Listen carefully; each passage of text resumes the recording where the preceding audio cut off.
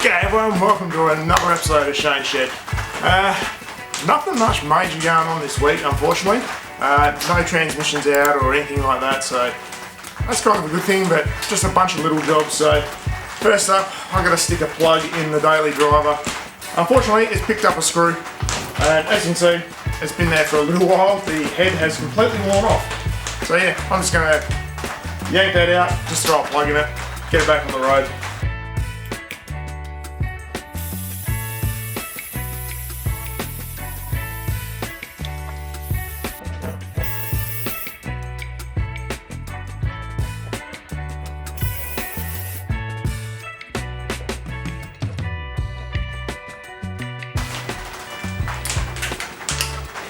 And just a bit of dishwashing liquid helps for a bit of lube to get these plugs in.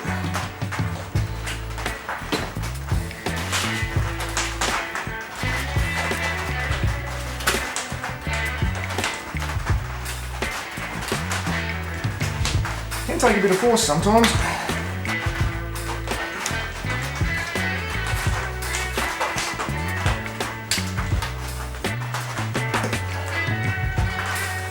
I'd have to trim off the excess, but because it'll wet off anyway. So the next little job is this intake pipe between the air cleaner and intake manifold. When I was doing the transmission, I noticed that it was all split in this convoluted bay area, so just ordered a new one. These are pretty cheap. I think it's like 60 bucks off eBay. So yeah, that's we'll rip that out. It's only really two hose clamps on either end. This little, I guess, a silencer box gets changed over on the little cock there. So yeah, let's rip that out. And just that silencer. I assume it's like a silencer box. That's just another little hose clamp on there. Obviously, just a matter of transferring it all over the hose clamps, and we're good to go again.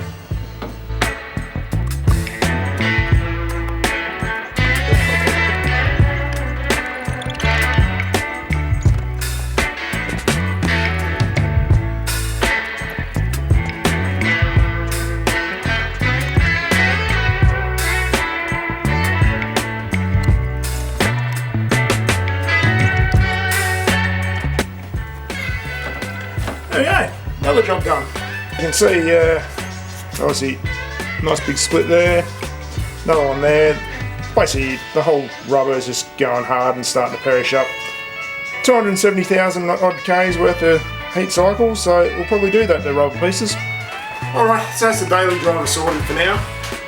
Time for the next annoying issue, sorting out the Suburban.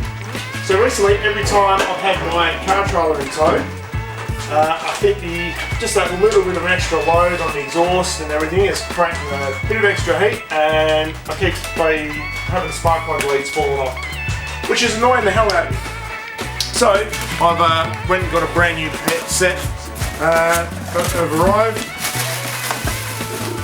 So these are just some standard ones. Nothing too flash, but hopefully it'll sort the issue out.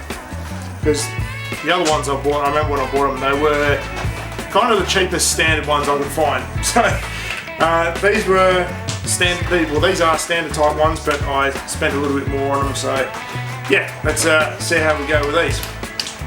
So yeah, crap these up. Pulled the first plug lead off, and left all the connector on the plug.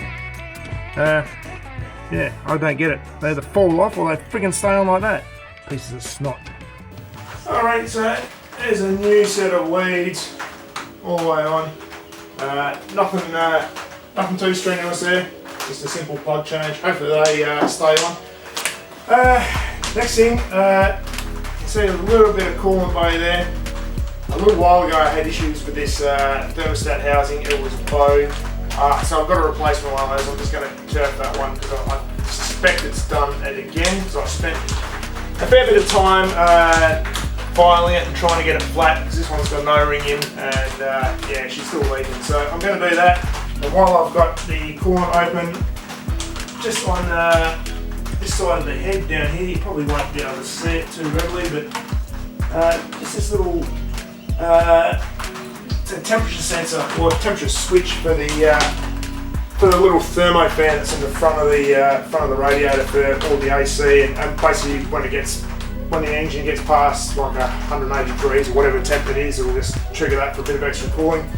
That's not working, so I'm going to sort that out as well while I've got the cooling system drained a little. So replacement thermostat housing is on. I've got the this switch out, so it looks a bit crappy, but we'll see what we can do about getting a replacement on that.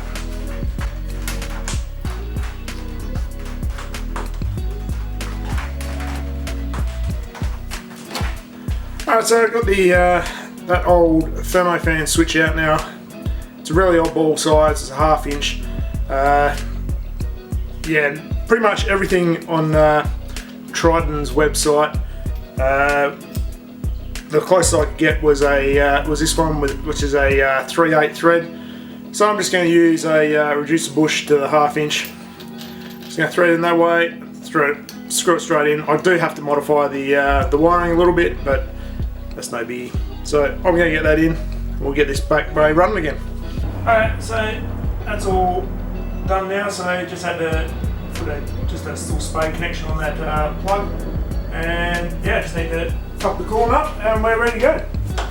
So yeah, so with that thermo switch blade done, that now activates. So there is a small thermo fan in front of all the radiator and stuff. So it's one of those things that's never worked since I've owned this Suburban. So previously, it tended to get a little bit hot during just sitting in traffic. So hopefully that might help alleviate it a little. So yeah, so we'll just have to see how it goes, especially with summer coming up soon-ish, I suppose. And it's just another one of those things I want to get done before I do all the AC bay stuff, get all that sorted. So hopefully by summer it's all way running right. So I'll keep an eye on that thermostat housing, see if that's going to leak again. If it does, I don't know, maybe we can use it as an excuse for a new intake manifold on this or something, I don't know. But yeah, we'll see how it goes. So that's just a bit of a video of what I've been doing this week. So I'll probably only really have the one day to think about the car stuff this week on my days off. It is what it is. So yeah, maybe next break I might look at trying to do the air conditioning evaporator in this, so that should be a fun job, but that'll lead, I can do the physical changeover pretty easily, and it shouldn't be too much of an issue. Just I'm going to need to modify some hoses for it to work, but we'll get into that later. For members, if you maybe recall on my last member video, I did mention I was potentially going to get some diagnostic tool to work with. Now, unfortunately, the company that I was dealing with, they wanted me to review one of their high-end diagnostic units, and this is probably we're probably talking around about a $2,600 US diagnostic unit. And unfortunately, so they wanted to basically give me a 50% discount on the diagnostic unit in exchange for the reviews. If the reviews got more than 10,000 views, then they'd refund me that amount that I paid. Unfortunately, we're talking like $1,300 US. So it's kind of a bit out of the budget for my little YouTube channel at the moment. But they have gotten back to me and asked if I wanted to review one of their older diagnostic units, which still look pretty good. So I don't know, we'll see what details come of that. So yeah, that might be something that comes up in the future, I don't know yet. It would be pretty exciting to be able to get the full latest release. Like there's basically no videos on YouTube about this product yet, so that would have been pretty cool, but unfortunately it's just something I can't really take the risk on at the moment. Probably another project I want to get done as well. This end of the shed is quite dark for filming, which is a bit of a hassle. So I do want to look at getting some more lighting down, specifically down this end, but I might do the whole lot. At the moment I'm looking at those the hexagon LED style lights. So if you've got any recommendations for that, drop them down in the comments below. I'd love to see them.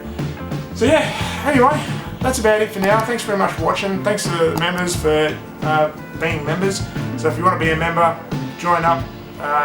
It's only like less than a cup of coffee a month, so it helps me out creating content for you guys. So that's pretty much everything that ad revenue, members revenue, I try and funnel it back into this channel in one way or another. So yeah, anyway, thanks very much for watching, and I will see you around later.